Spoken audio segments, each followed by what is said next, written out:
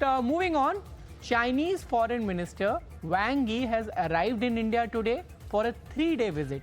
He held a meeting with External Affairs Minister S. Jaishankar after landing in Delhi. He is also scheduled to meet NSA Ajit Doval tomorrow for the 24th round of special representatives talks on the boundary issue. While S. Jaishankar said that it was time for both the countries to move and forge a new relationship with China, Wang Yi also reiterated the thought. In fact, Wang Yi will also meet Prime Minister Narendra Modi in New Delhi tomorrow, and that is ahead of Modi's first visit to China in 7 years. PM Modi is scheduled to travel from August 31 to September 1 for the Shanghai Cooperation Organization Summit, where he is expected to hold bilateral meetings with Chinese President Xi Jinping. The Russian President Putin also had a phone call with Prime Minister Narendra Modi.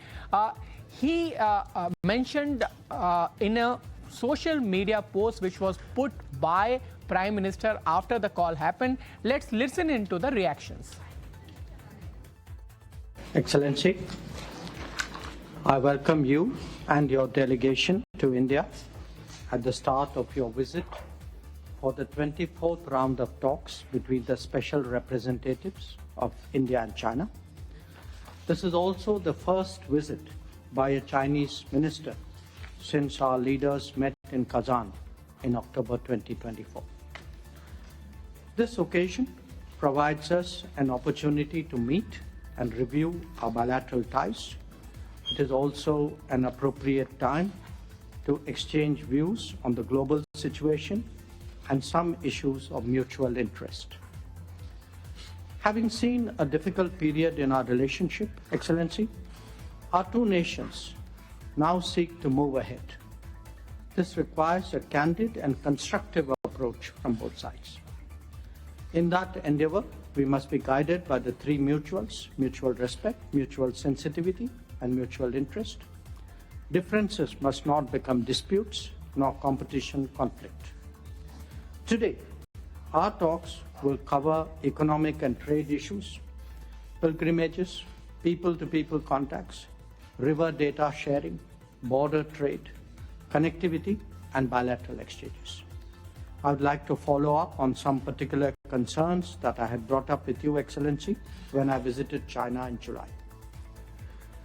You, Excellency, will also be discussing, border issues with our Special Representative, National Security Advisor Ajit Doval tomorrow.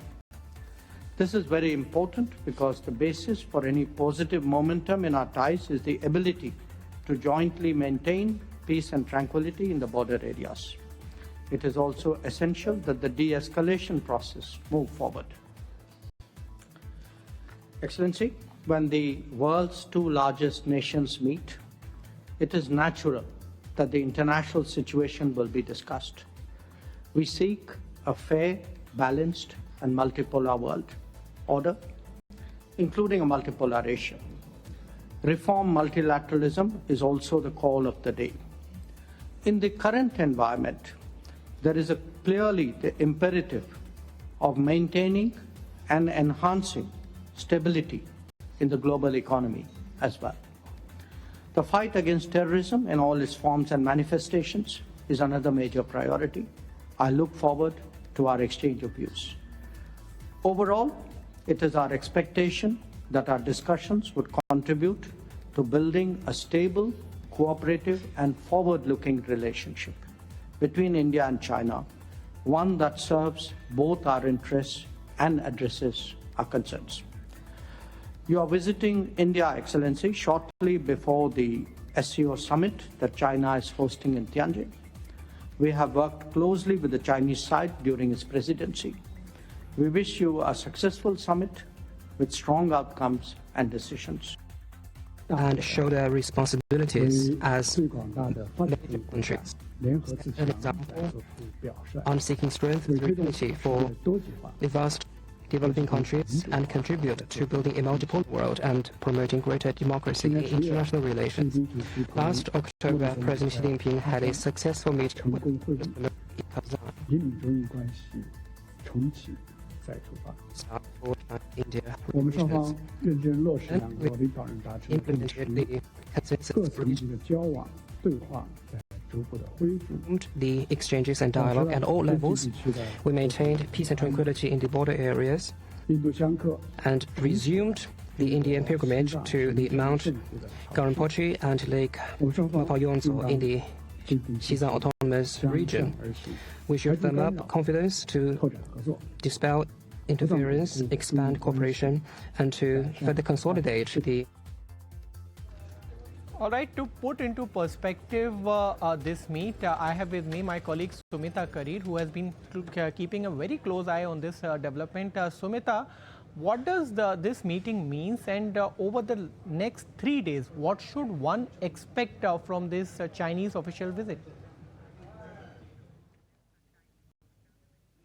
Absolutely, Ankur. First, let's talk about the expectations in terms of what could be expected over the next couple of days till August the 20th, which is when Wang Yi, the Chinese foreign minister, is going to be in India. Remember, the first engagement just happened a short while back, wherein foreign ministers of both the countries, India and China, both exchanged their opening statements. And of course, tomorrow, Chinese foreign minister Wang Yi is expected to call on the prime minister at around 5:30 p.m. in the evening. And of course, during the day at around 11:30 a.m. is when he's expected to have a meeting with India's National Security Advisor Ajit Doval. And in fact, the context as of now has been set, given the fact that External Affairs Minister Dr. S. Jaishankar said that these talks will cover economic and trade issues, river data sharing, border trade issues, and of course terrorism issues, given the fact that China played an active role in supporting Pakistan during Operation Sindoor, and against which India had a sort of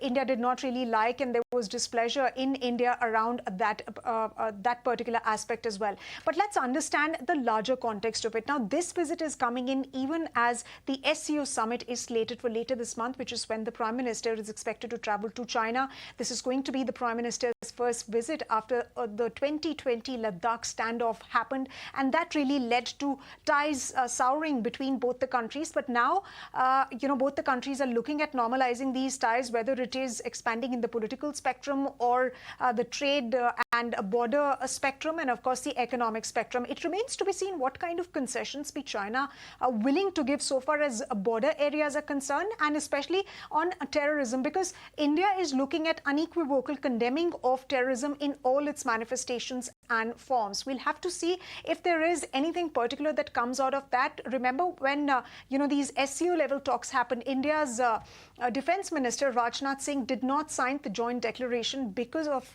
there was no condemnation for it. So that remains a contentious issue. The other contentious issue is related to trade and economic affairs. Remember, China has been maintaining curbs as far as the export of rare earths is concerned. Then specialty fertilizers is again another area. We do know that Chinese engineers from Foxconn's factories were recalled. So definitely these issues need to be resolved, because these are affecting some very, very critical industries right here in India. So whether it's related to the automotive sector, which has written multiple times to the External Affairs Ministry, to the Commerce Ministry as well, for this issue to be resolved. This has come up in conversations whenever India and China conversations have happened, or our leaders have traveled there. These conversations have come up. So it remains to be seen the outcome of these issues. And we just heard the External Affairs Minister did say that there are some issues upon which, economic issues, which need to be deliberated and discussed.